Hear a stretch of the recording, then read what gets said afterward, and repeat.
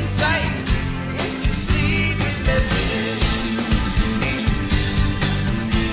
If you want to read it, you got to... Good evening. Welcome to Truth Seekers. My name is Mike Fishkin. The date's going to flash up there on the screen any second. And it'll say July 7th, 2007, 7707, here in Portland. So we're live tonight. You can call us if you wish. If you remember, we just had July 4th. We're 3 days past that in Portland. There was a whole lot of fireworks in my neighborhood, boy. And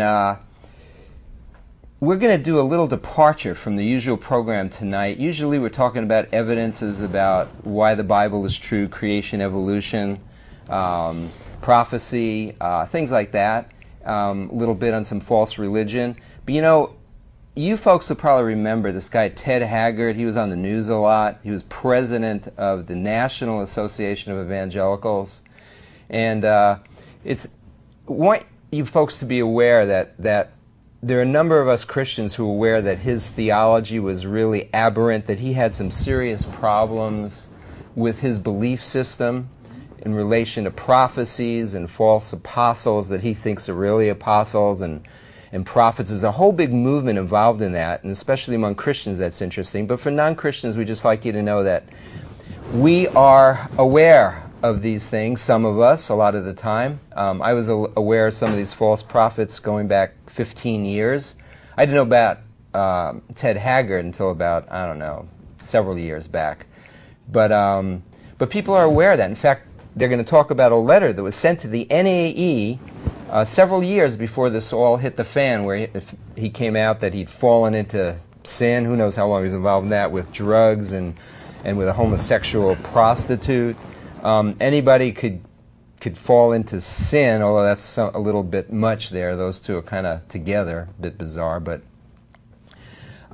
we're talking about the fact that he was into lying years before that. So we're going to show you some clip on that, about 9-10 minutes. No, this one's about 11 minutes long. And so we'll gear that up, guys, and we'll show that. And then we'll be back to take any comments, questions, points, anything relating to truth-seeking, philosophically, spiritually. We love to talk about any of that. So let's roll that first 11-minute clip, and then we'll be back to talk to you folks. Involved with Ted Haggard. We had an email exchange with Ted Haggard of the New Apostolic Reformation after he had read a letter that we sent out to the National Association of Evangelicals about his being elected as president of that organization. Now, our intent was to inform the membership of the NAE about his connection to the New Apostolic Reformation agenda.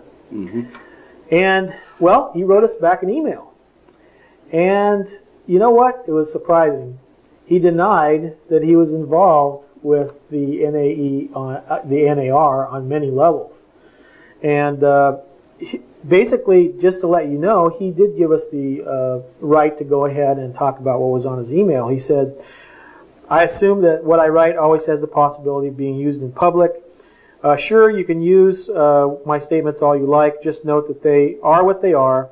So it's understood that in the letter, sometimes I don't qualify certain statements that I might make in an official response, especially if I knew that the recipient was hostile and looking for an opportunity to be critical instead of helpful. I guess that's what we are, is we're hostile and looking for an opportunity to be critical. Actually, all we were doing was pointing out some facts, and we wanted people to be able to make an informed decision based on the facts. Mm-hmm. I think he needed to put his cards on the table, and he didn't seem to want to do that. He said he was not part nor supports the New Apostolic Reformation, despite he's on the board, and that he participated in a deep level for years, such as in their conferences and actually hosting it at his own church. Yeah, the statement that we had made, we said, Ted Haggard is promoting the agenda of C. Peter Wagner and his New Apostolic Reformation and the International Coalition of the Apostles. And his response was, quote, I do not embrace the modern prophetic movement presented by Dr. C. Peter Wagner, Chuck Pierce, Cindy Jacobs, and others, nor have I ever. Now, I don't know if you remember seeing what was on this video, but he not only endorses it, this video was filmed at his church. Some of these organizations are based at his church. Exactly. At one point, he says of Wagner, jokingly, This is what we talk about every day. This is what happens every day in our office. Mm. Now, not only is that true,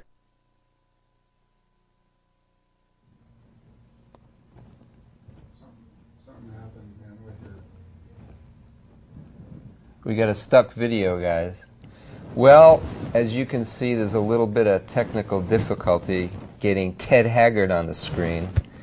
As soon as we get that back up, we'll hopefully have that running for you guys. But there he is. He's caught in a number of lies here, and this was going on for a long time before all these other things. And so usually there's aberrant theology preceding and viewpoints preceding people getting into blatant sin and that becoming known. And we have the film. Let's do it. Let's get back to that film. Whatever's necessary to make sure you're comfortable and make sure you're well taken care of. Most of you know the World Prayer Center is right out here on the other side of the parking lot. That's where Global Harvest offices are. And there are people out there praying 24 hours a day, 7 days a week. And so there's a big open room where the globe is, and you're welcome to go in there and join the team at any time. Sometimes the prayer times are like a service where somebody's leading in the front and you can join in with them. Other times there's music playing and there are prayer stations which you can go around to and you can have a more private prayer experience. And then if you want a private room, and so you're welcome to go there, and I would encourage you to go there during your off times. Be here in the conference sessions during the conference session times. But so the whole campus is available to you. And we want you to just use it. We want you to grow. You're in a place that's been cleaned up prayer-wise. The heavens are open. This is one of the easiest places that I know of where you can receive a genuine outpouring of the Holy Spirit. And so, yes, he is definitely involved. You know, the World Prayer Center is headed up by Peter Wagner, Ted Haggard, and Chuck Pierce, whom Charisma Magazine calls God's Generals. And it's reported that the World Prayer Center was built largely through the contributions of Ted Haggard's New Life Church, which neighbors the center, reportedly donating $3 million and the land for the prayer center. Then we have George Otis Jr., who's under Peter Wagner of the Sentinel Group, Wagner's Global Harvest Ministry, Ted Haggard's Information Network, are all situated on the grounds of Haggard's New Life Church in Colorado Springs. The New Life Church sits on a hill adjacent to the World Prayer Center. So how he's not aware of what they're doing and not being involved, it just doesn't make sense.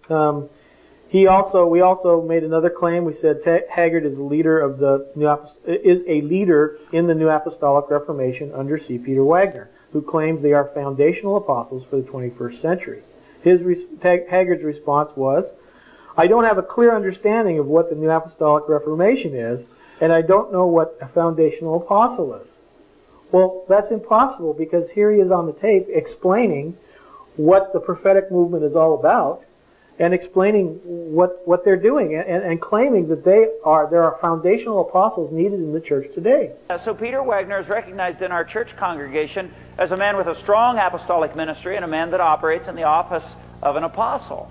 Right, and even in Arise magazine, in an article by the New Apostolic Reformation posted on the site of theirs, it says, Pastor Ted Haggard of New Life Church has been officially recognized as an apostle of a certain sphere of churches called the Net.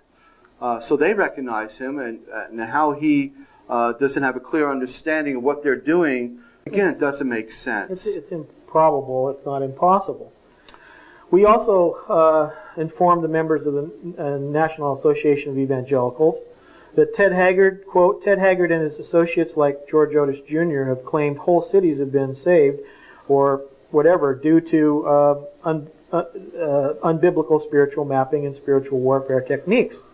Well, Ted Haggard wrote back, he said, quote, I have never claimed that cities have been saved due to spiritual mapping or spiritual warfare techniques.